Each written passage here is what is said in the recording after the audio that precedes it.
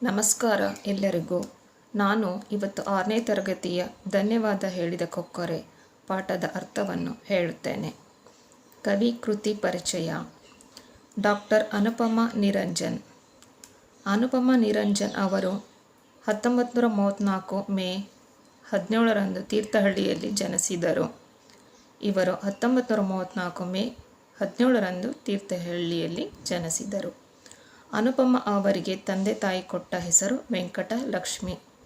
ಅನುಪಮ ಅವರಿಗೆ ಅವರ ಅಪ್ಪ ಅಮ್ಮ ಕೊಟ್ಟಿರೋ ಮೊದಲ ಹೆಸರು ವೆಂಕಟಲಕ್ಷ್ಮಿ. ವೈದ್ಯಕೀಯ ಕ್ಷೇತ್ರದಲ್ಲಿ ಸೇವೆ ಸಲ್ಲಿಸುವುದರ ಜೊತೆಗೆ ಅವರು ಕನ್ನಡದಲ್ಲಿ ಸಾಹಿತ್ಯ ರಚನೆಯನ್ನು ಮಾಡಿದರು. ಅವರು ಬರೀ ವೈದ್ಯಕೀಯ ಕ್ಷೇತ್ರದಲ್ಲಿ ಮಾತ್ರ ಸೇವೆ ಮಾಡದೇನೆ ಅವರು ಕನ್ನಡ ಸಾಹಿತ್ಯದಲ್ಲಿ ರಚನೆಯನ್ನು ಮಾಡಿದ್ದಾರೆ. ಅವರೊಬ್ಬ ಜನಪ್ರಿಯ ಲೇಖಕಿ. ಅವರೊಬ್ಬರು ಫೇಮಸ್ ಲೇಖಕಿ. ಕೇಳು ಕಿಶೋರಿ ಹಾಗೂ ತಾಯಿ ಮಗು, ಅನಂತಗೀತ, ಶ್ವೇತಾಂಬರಿ, ಹಿಮದ ಹೂ, ಆಳ ದಿಟ್ಟೆ ಮೊದಲಾದ ಕೃತಿಗಳನ್ನು ರಚಿಸಿದ್ದಾರೆ. ಇವರ ಕೃತಿಗಳು ಯಾವುವೆಂದರೆ ಕೇಳು ಕಿಶೋರಿ ಹಾಗೂ ತಾಯಿ ಮಗು, ಅನಂತಗೀತೆ, ಶ್ವೇತಾಂಬರಿ, ಹಿಮದ ಹೂ, ಆಳ ದಿಟ್ಟೆ. ಇವರಿಗೆ ಸಾಹಿತ್ಯ ಅಕಾಡೆಮಿ ಪುರಸ್ಕಾರ, ಸೋವಿಯತ್ ಲ್ಯಾಂಡ್, ನೆಹರು ಪ್ರಶಸ್ತಿ, ಕಾಸರಗೋಡು ಮಹಿಳಾ ಸಮ್ಮೇಳನದ ಅಧ್ಯಕ್ಷತೆ ಇವರಿಗೆ ಪುರಸ್ಕಾರನೂ ಸಿಕ್ಕಿದೆ. ಸಾಹಿತ್ಯ ಅಕಾಡೆಮಿ ಪುರಸ್ಕಾರ, ಸೋವಿಯತ್ ಲ್ಯಾಂಡ್, ನೆಹರು ಪ್ರಶಸ್ತಿ, ಕಾಸರಗೋಡು ಮಹಿಳಾ ಸಮ್ಮೇಳನ ಅಧ್ಯಕ್ಷತೆ. ಮುಂಬೈ ಕನ್ನಡ ಸಾಹಿತ್ಯ ಸಮ್ಮೇಳನದ ಅಧ್ಯಕ್ಷತೆಗೆ ಮುಂತಾದ ಪುರಸ್ಕಾರಗಳನ್ನು ನೀಡಿ ಗೌರವಿಸಲಾಗಿದೆ. ಒಂದು ಊರಿನಲ್ಲಿ ಬಡ ರೈತ ದಂಪತಿಗಳು ಇದ್ದರು. ಅವರಿಗೆ ಹರಿ ಎಂಬ ಮಗನು ಇದ್ದನು. ಅವನು ಸದ್ಗುಣ ಉಳ್ಳವನು ಮತ್ತು ಕರುಣಾಳು ಆಗಿದ್ದನು. ಒಂದು ದಿನ ಅವನು ಕೊಳ್ಳವೊಂದರ ಬಳಿ ಹೋಗುತ್ತಿದ್ದಾಗ ಹುಲ್ಲಿನ ಮೇಲೆ ಬಿಳಿ ಕೊಕ್ಕರೆಯೊಂದು ಬಿದ್ದಿತ್ತು. ಒಂದೂರಿನಲ್ಲಿ ಬಡ ರೈತ ದಂಪತಿಗಳು ಇದ್ದರು. ಅವರಿಗೆ ಹರಿ ಎಂಬ ಮಗನು ಇದ್ದನು. ಅವನು ಸದ್ಗುಣ ಉಳ್ಳ ಮತ್ತು ಕರುಣಾಮಯಿ ಆಗಿದ್ದನು. ಒಂದು ದಿನ ಅವನು ಕೊಳದ ಹತ್ರ ಹೋದಾಗ ಅಲ್ಲಿ ಒಂದು ಹುಲ್ಲಿನ ಮೇಲೆ ಬಿಳಿ ಒಂದು ಕೊಕ್ಕರೆ ಬಿದ್ದಿದ್ದನ್ನು ಅವನು ನೋಡುತ್ತಾನೆ. ಅವನು ಕನಿಕರದಿಂದ ಬಾಗಿ ನೋಡಿದಾಗ ಕೊಕ್ಕರೆ ಮೈಯೊಳಗೆ ಚುಚ್ಚಿದ ಬಾಣವೊಂದು ಕಂಡಿತು. ಹರಿಯು ಮೆಲ್ಲನೆ ಆ ಬಾಣವನ್ನು ಹೊರತೆಗೆದನು. ಗಾಯಕ್ಕೆ ತನಗೆ ತಿಳಿದ ರಸಮೂಲಿಕೆಯನ್ನು ಹಾಕಿದ್ದನು.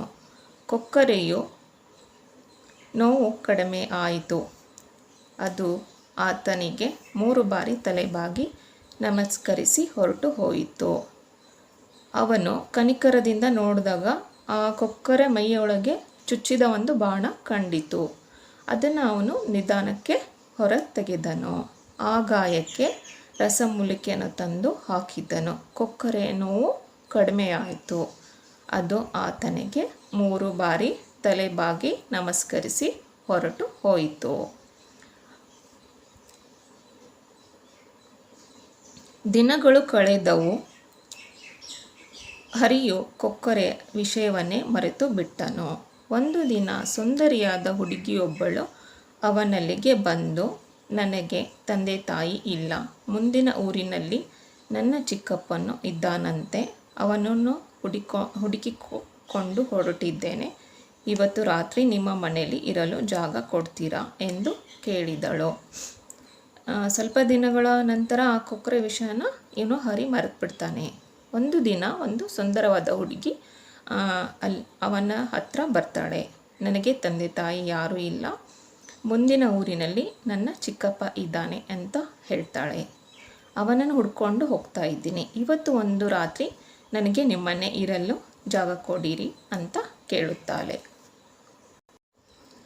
ಹುಡುಗಿ ರಾತ್ರಿಯ ಅಡುಗೆ ಮಾಡಲು ರೈತನ ವೃದ್ಧ ಹೆಂಡತಿಗೆ ನೆರವಾದಳು. ಮನೆಯನ್ನು ಗುಡಿಸಿ ಸಾರಿಸಿ ಚೊಕ್ಕಟ ಮಾಡಿದ್ದಳು. ಮರುದಿನ ಆ ವೃದ್ಧ ದಂಪತಿಗಳು, ಹುಡುಗಿ ನೀನು ನಮ್ಮಲ್ಲೇ ಇದ್ದು ಬಿಡು, ನಮ್ಮ ಮಗಳ ಹಾಗೆ ನೋಡ್ಕೊತೇವೆ ಎಂದರು. ಹುಡುಗಿಯು ಒಪ್ಪಿ ಅಲ್ಲಿಯೇ ಉಳಿದಳು. ಹರಿಗೆ ಅವಳಲ್ಲಿ ಪ್ರೀತಿ ಹುಟ್ಟಿತು. ಹುಡುಗಿ ರಾತ್ರಿ ಅವತ್ತು ಆ ರೈತನ ಹೆಂಡತಿಗೆ ಅಡುಗೆಗೆ ನೆರವಾದಳು. ಆಮೇಲೆ ಮನೆಯನ್ನು ಗುಡಿಸಿ ಸಾರಿಸಿ ಚೊಕ್ಕಟ ಮಾಡಿದಳು. ನೆಕ್ಸ್ಟ್ ಮರುದಿನ ಆ ವೃದ್ಧ ದಂಪತಿಗಳು ಹುಡುಗಿಗೆ, ನೀನು ಇಲ್ಲೇ ಇದ್ಬಿಡು, ನಮ್ಮ ಜೊತೆನೆ, ನಮ್ಮ ಮಗಳ ಥರನೇ ನೋಡ್ಕೊತೀವಿ ಎಂದರು.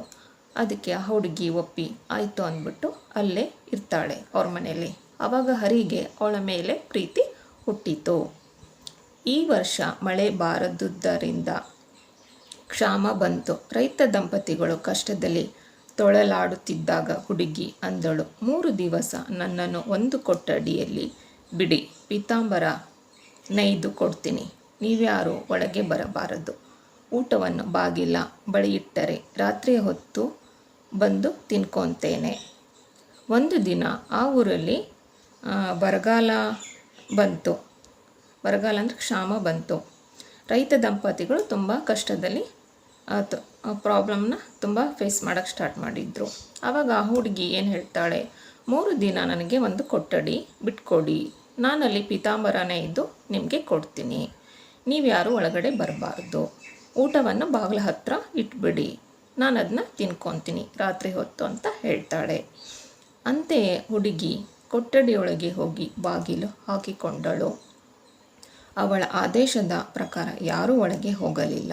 ಪ್ರತಿದಿನ ರಾತ್ರಿ ಬಾಗಿಲ ಬಳಿ ಅನ್ನ ಸಾರುಗಳ ತಟ್ಟೆಯನ್ನು ಇಡುತ್ತಿದ್ದ ಹರಿ ಬೆಳಗ್ಗೆದ್ದು ಖಾಲಿಯಾದ ತಟ್ಟೆಯನ್ನು ತೆಗೆದುಕೊಂಡು ಹೋಗುತ್ತಿದ್ದನು. ಅವಳು ಹೇಳ್ದಂಗೆ ಕೊಠಡಿ ಹತ್ರ ಯಾರೂ ಹೋಗ್ತಾ ಇರಲಿಲ್ಲ. ಅವಳು ಬಾಗಿಲು ಹಾಕೊಂಡ್ಳು. ಆಮೇಲೆ ಪ್ರತಿದಿನ ಅನ್ನ ಸಾರು ತಟ್ಟೆಯನ್ನು ಇಡ್ತಿದ್ರು. ಅವಳು ಅದನ್ನ ತಿನ್ಕೊತಿದ್ಲು. ಬೆಳಗ್ಗೆ ಅದು ಖಾಲಿಯಾದ ತಟ್ಟೆಯನ್ನು ಹರಿ ಬಂದು ತಗೊಂಡು ಹೋಗ್ತಾ ಇದ್ದ.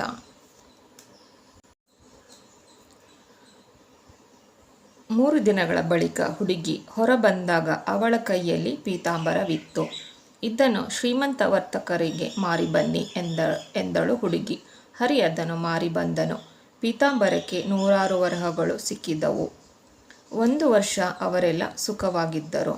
3 ದಿನ ಆದಮೇಲೆ ಆ ಹುಡುಗಿ ಹೊರಗೆ ಬರ್ತಾಳೆ. ಪೀತಾಂಬರವನ್ನು ತಂದು ಹರಿಯ ಕೈಯಲ್ಲಿ ಕೊಡ್ತಾಳೆ. ಇದನ್ನು ಶ್ರೀಮಂತ ವರ್ತಕರಿಗೆ ಮಾರು ಬನ್ನಿ ಅಂತ ಹೇಳ್ತಾಳೆ. ಇದರಿಂದ 100 ವರಹಗಳು ಸಿಕ್ಕಿದ್ದವು.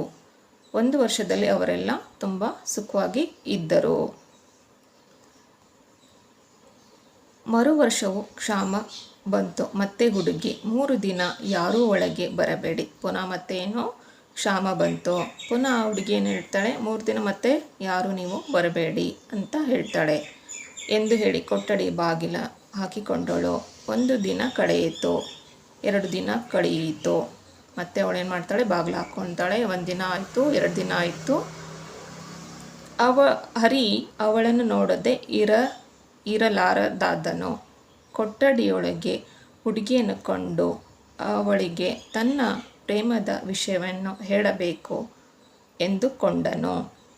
ಅವನು ಆ ಹುಡುಗಿನ ನೋಡ್ದೇ ಇರೋಕ್ಕೆ ಆಗ್ತಾಯಿರಲಿಲ್ಲ. ತನ್ನ ಪ್ರೀತಿಯ ವಿಷಯವನ್ನು ಅವಳಿಗೆ ಹೇಳಬೇಕು ಎಂದುಕೊಳ್ತಾನೆ. ಬಾಗಿಲನ್ನು ನೂಕಿ ಒಳಗೆ ಹೋದನು. ಆಶರ ಅಲ್ಲಿ ಹುಡುಗಿ ಇರಲಿಲ್ಲ.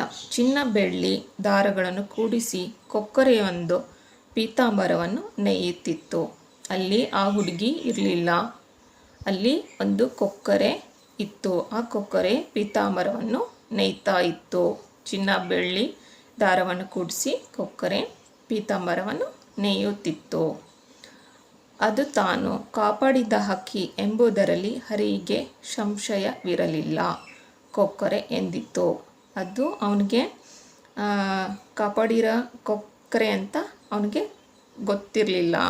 ಸ್ವಲ್ಪನೂ ಅವನಿಗೆ ಸಂಶಯ ಇರಲಿಲ್ಲ. ನಾನು ಬೇಡ ಎಂದು ಹೇಳಿದ್ದರು, ನೀನ್ಯಾಕೆ ಒಳಗೆ ಬಂದೆ? ಈಗ ಎಲ್ಲ ಹಾಳಾಯ್ತಲ್ಲ. ನಾನು ಹೇಳಿದ್ರು ನೀನು ಯಾಕೆ ಬಂದೆ ಒಳಗಡೆ? ಈಗ ನೋಡು ಎಲ್ಲ ಹಾಳಾಯಿತು ಅಂತ ಕೊಕ್ಕರೆ ಹೇಳಿತು. ಹರಿ ತಲೆ ಬಗ್ಗಿಸಿ ನಿಂತನು. ನಿಜ, ಹುಡುಗಿಯಾಗಿದ್ದ ನಾನು ನೀನು ಕಾಪಾಡಿದ ಕೊಕ್ಕರೆ. ನಿಜ, ನಾನು ಹುಡುಗಿ ಆಗಿರೋ ಈ ಕೊಕ್ಕರೆ ನಾನೇ. ನೀನು ಕಾಪಾಡಿದ್ದೆಲ್ಲ ಕೊಕ್ಕರೆ, ಅದು ನಾನೇ ಈಗ ಹುಡುಗಿ ಆಗಿದ್ದೀನಿ ಅಂತ ಆ ಕೊಕ್ಕರೆ ಹೇಳ್ತಾಳೆ. ಕೊಕ್ಕರೆ ಹೇಳುತ್ತೆ, ನಿನಗೆ ಉಪಕಾರ ಮಾಡಬೇಕೆಂದು ನಾನು ಹುಡುಗಿಯಾಗಿದ್ದೆ. ನಿನಗೆ ಒಳಬರದಿದ್ದರೆ ಪೀತಾಂಬರದೊಂದಿಗೆ ನಾನು ಹುಡುಗಿಯಾಗಿ ಹೊರಬಂದು ನಿನ್ನ ಹೆಂಡತಿಯಾಗ್ತಿದ್ದೆ. ಅದು ಕೊಕ್ಕರೆ ಹೇಳುತ್ತೆ, ನಾನು ಇವಾಗ ಹುಡುಗಿ ಆಗಿದ್ದೆ, ನಾನು ಹೊರಗಡೆ ಬಂದ್ಬಿಟ್ಟು ಆಮೇಲೆ ನಾನು ಹುಡುಗಿ ಈಗ ಕೊಕ್ಕರೆ ಆಗಿದ್ದೆ. ಆಮೇಲೆ ನಾನು ಹೊರಗಡೆ ಬಂದು ಆವಾಗ ಹುಡುಗಿ ಆಗಿ ಬರ್ತಾಯಿದ್ದೆ ಹೊರಗಡೆ, ಆವಾಗ ನಾನು ನಿನ್ನ ಹೆಂಡತಿ ಆಗ್ತಾಯಿದ್ದೆ ಅಂತ ಕೊಕ್ಕರೆ ಹರಿಗೆ ಹೇಳುತ್ತೆ. ನೀನು ಕೊಟ್ಟ ಮಾತಿಗೆ ತಪ್ಪಿದ್ದರಿಂದ ಇನ್ನು ನಾನು ಹುಡುಗಿ ಆಗುವಂತಿಲ್ಲ. ಹೋಗು, ಈಗ ಮುಗಿಯಿತು. ಬಂದಿರೋ ಪೀತಾಂಬರ ಮಾರು. ನಿಮ್ಮ ಜೀವಮಾನವಿಡೀ ಸಾಕಾಗುವಷ್ಟು ಹಣ ಸಿಗ್ತದೆ ಎನ್ನುತ್ತಾ ಕೊಕ್ಕರೆ ಹಾರಿ ಹೋಯಿತು. ಇವಾಗ ನಾನು ಪುನಃ ಹುಡುಗಿ ಆಗೋಕ್ಕೆ ಆಗೋದಿಲ್ಲ. ಹೋಗು, ಇದನ್ನು ಮಾರಿಬಿಟ್ಟು ಪೀತಾಂಬರ ಮಾರಿಬಿಟ್ಟು ದುಡ್ಡು ಸಿಗುತ್ತೆ, ಅದರಿಂದ ನೀವು ಜೀವನ ಪೂರ್ತಿ ಜೀವನ ಮಾಡುವಷ್ಟು ಹಣ ಸಿಗುತ್ತೆ ಅಂತ ಹೇಳಿಬಿಟ್ಟು ಕೊಕ್ಕರೆ ಹಾರಿ ಹೋಯಿತು.